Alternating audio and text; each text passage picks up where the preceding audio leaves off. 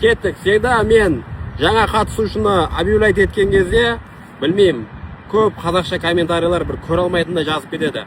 Бүгін және сіздердің алдарыңызда жастарды, жаңа қатысушыларды мен алдарыңызға шақырайын деп жатырмын.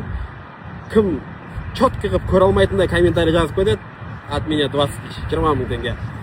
Біздің төртінші қатысушымыз Диас деген жігіт, жасы 21-де.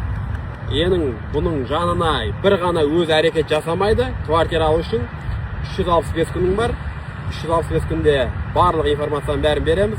Оның, конечно, жұбайы әдемі.